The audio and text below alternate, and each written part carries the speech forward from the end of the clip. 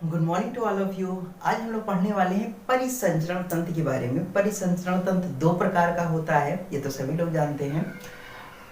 उसमें कौन कौन से संघ आते हैं, उनके कौन कौन से जीव होते हैं और इसको ऐसा खुला या बंद परिसंचरण क्यों कहा जाता है, ये सब हम लोग छोटे से वीडियो में जानेंगे।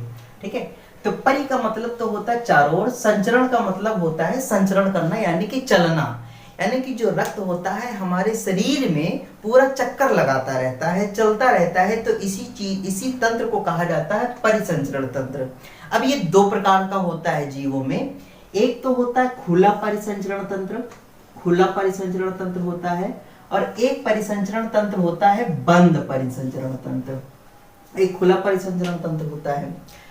अब खुले में कौन कौन से संघ आते हैं? खुले में दो संघ याद रखेंगे जो कि आपके एग्जाम में पूछा गया है, आर्थ्रोपोडा संघ, आर्थ्रोपोडा संघ, और दूसरा संघ याद करेंगे मोलस्का संघ, मोलस्का संघ। ये दो संघ होते हैं। ठीक है, संघों के बारे में हम लोगों ने पहले ही पढ़ रखा है, इन दो संघों के बारे में।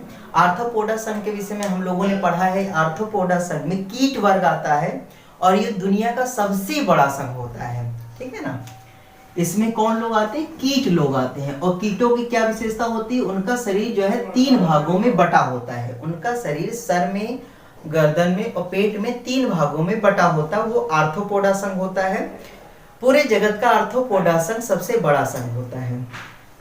तो आर्थ्रोपोडा संघ, मोलस्का संघ भी आते हैं जिसमें कवच होता है, जैसे कि सीप हो गया, जैसे कि घोंघा हो गया, और जैसे कि आपका शंख हो गया।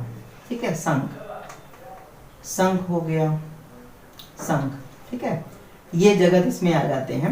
और इसमें आपके ऑक्टोपस भी आती है, याद रखिएगा, ऑक्टोपस। ठीक है, ये जीव जो होते हैं मोलस्का संघ में आते हैं, और इन सभी जीवों में खुला परिसंचरण तंत्र पाया जाता है। कैसे याद रखेंगे? याद रखेंगे खुलकर, खुलकर लस्सी पियो, लस्का से याद रखेंगे खुल के लस्सी पियो, और पोडा से याद रखेंगे पाउडर लगाओ। लस्सी पियो और पाउडर लगाओ खुल के, है ना, इसमें कंजूसी ना करिएगा। तो ये तो हो गए आपके खुला परिसंचरण तंत्र पाया जाता है दो संघों में। जितने भी संघ इस संघ में जीव आएंगे उन सभी में। फिर आता है बंद परिसंचरण तंत्र। ये होता है आपका एनीलिडा में, एनीलिडा, और दूसरा वर्ग आता है कॉर्डेटा, कॉर्डेटा। कॉर्डेटा वे होते हैं जिसमें रीढ़ की हड्डी पाई जाती है।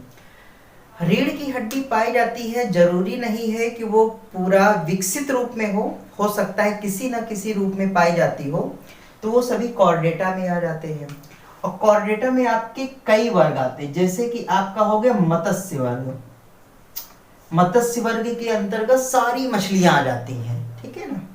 दूसरा वर्ग इसी में आता है आपका सरीसर्प वर्ग, सरीसर्प, सरीसृप वर्ग, यानी कि जितने भी सांप या रेंगने वाले जीव आ जाते हैं इसी में आ जाते हैं।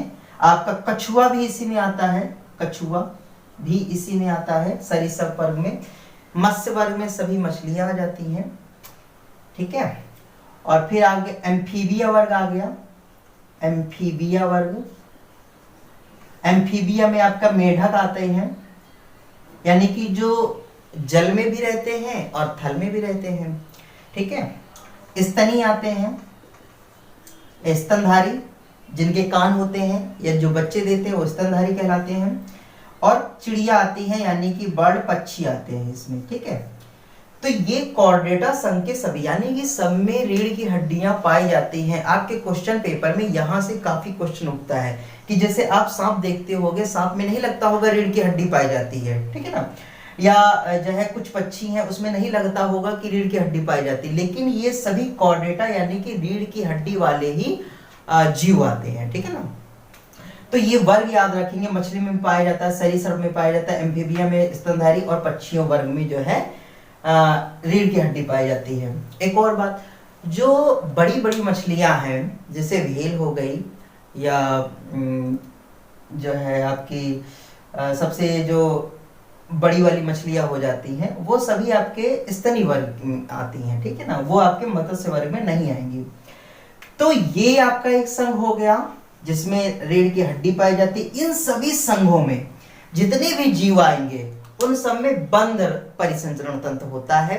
ठीक है, पक्षी वर्ग जितने भी पक्षी हैं वो सभी, जितने भी उड़ने वाले पक्षी हैं वो सभी, स्तनधारियों में सभी स्तनधारियों में, एम्फीबिया यानी कि जो जल स्थल में रहते हैं उन सभी में, जैसे कि मेढक हो गया, मगरमच्छ हो गया, घड़ियाल हो गया, सरीसृप जितने भी सांप की प्रजाति वाले जीव हो गए और जितने भी मछली की प्रजाति वाले जीव हो गए, सभी में बंद परिसंचरण तंत्र पाया जाता है। एनिलिडा में केचुआ होता है, केचुआ आपके एग्जाम में कई बार पूछा गया है, केचुआ होता है और वो नेरिस होती है।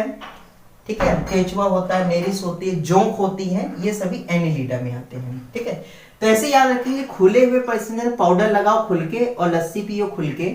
और यहाँ पे कार, कॉर्डेटा से कार याद रखिएगा, कार जो होती ना हमेशा बंद बंद रहती है, खुली तो रहती नहीं है। कार जो है ज्यादातर कारें जो है बंद बंद है, कॉर्डेटा संघ। और कॉर्डेटा में याद रखिएगा, ये हम लोगों ने अलग से वीडियो बनाया था और अलग से इसके बारे में पढ़ा था। आज केवल हम लोग आपको केवल खुला और बंद परिसंचरण तंत्र के बारे में बता रहे हैं, उसमें कौन कौन से जीव आते हैं। ठीक है, तो इतने जीवों को हम लोग पढ़ लिए हैं। ठीक है ना, और अगर आपको गहराई से पढ़ना है तो हम लोगों ने ऑर्थोपोडा का एक अलग वीडियो बनाया है, मोलस्का का एक अलग वीडियो बनाया है, कॉर्डेटा संघ का अलग वीडियो बनाया है, मत्स्य वर्ग का अलग वीडियो है, सबका अलग अलग वीडियो है। आप जो इसके बारे में जो है गहराई से पढ़ सकते हैं। ठीक है ना, तो ये तो हो गए पहली बात, यानी कि कौन कौन से कीट आएंगे, एक बात। दूसरी बात ये हो गई कि इसको खुला क्यों कहते हैं, इसको बंद क्यों कहते हैं, ये वाली बात। ठीक है, उसको खुला परिसंचरण तंत्र क्यों कहते हैं। तो देखिए, खुला परिसंचरण तंत्र क्या है, ये हमने मान लीजिए एक कीड़ा बना लिया। ठीक है, क्योंकि कीट वर्ग में आएगा, कीड़ा बना लिया और ये हो गया कीड़ा। ठीक है, तो आदमी जैसा बन गया, कीड़ा मान लेते हैं, है कीड़ा ये। तो ये कीड़ा हो गया, और कीड़े में क्या होता है, खुला परिसंचरण तंत्र होता है। खुला परिसंचरण तंत्र का मतलब ये होता है, इनके पीछे के हिस्से में एक पंप जैसी रचना होती है, पंप जैसी रचना होती है, और ये सीधे नाली के रूप में यानी कि नस के रूप में थोड़ी दूर तक जाती है। और थोड़ी दूर तक यानी कि यहां से ये पंप करता है और रक्त इसमें ऐसे जाता है, और जाने के बाद ये खुल जाता है, और खुलने के बाद ये फिर शरीर की गुहा में जाता है, यानी कि शरीर की ऐसे फिर ये नसों में नहीं चलता है, यानी कि नालियों में नहीं चलता है, वेसल्स में नहीं चलता है। यहां तक कि थोड़ी दूर तक तो नस जाएगी, उसके बाद फिर नस नहीं रहती। ये जो रक्त होता है ये खुले स्तर का हो जाता है, यानी कि उनके मांस में ये रक्त जो है कैविटी यानी कि सुरंग टाइप में बना रहता है, उसमें से होकर जाता है, और जो यहाँ की कोशिकाएं होती हैं उनसे रगड़ते हुए निकलता है। ठीक है, यानी कि यहाँ पर रक्त जो होता है कोशिकाओं के डायरेक्ट जो है रिलेशनशिप में रहता है। यहाँ पे क्या होती है, कोशिकाएं जो होती हैं, जैसे इसकी जो कोशिकाएं होंगी, तो कोशिकाएं जो होंगी डायरेक्ट रक्त के संपर्क में होती हैं, कोशिकाएं रक्त के संपर्क में हो जाती हैं। क्यों हो जाती हैं, क्योंकि यहाँ पे कोई नस में खून नहीं बहता है, यहाँ पे एक कैविटी या एक सुरंग टाइप में होती है, उसमें से ब्लड सप्लाई होती है। तो यहां से ब्लड सप्लाई होती है और डायरेक्ट फिर इसी में आ जाता है, और फिर ऐसे ये चक्कर घूमा करता है। तो ये कोशिकाएं रक्त के डायरेक्ट संपर्क में रहती, इसलिए ये खुला रक्त परिसंचरण तंत्र होता है। ये कीड़ों में ज्यादा होता है। ठीक है, ऑर्थोपोडा संघ में होता है। इस एग्जाम्पल को इस तरीके से होता है जीवों या कीटों के अंदर। इसको ऐसे समझेंगे, जैसे आप एक पाइप ले लीजिए और उसको किसी जो है उसमें पानी आ रहा है, तो पानी जब पाइप खत्म हो जाएगा तो पानी उसमें से निकल के चारों ओर बिखरेगा ना। ये चीज वही चीज है कि पाइप में जो है पानी जो है चारों ओर जो है फैल रहा है, तो यहाँ पे चारों ओर फैल जाता है, पूरे शरीर में फैल जाता है, तो इसीलिए इसको कहा जाता है खुला परिसंचरण तंत्र। ठीक है, तो इसमें क्या पहला पॉइंट ये बनेगा, कोशिकाएं रक्त के संपर्क में डायरेक्टली होती हैं। ठीक है, एक पहला पॉइंट ये हो गया।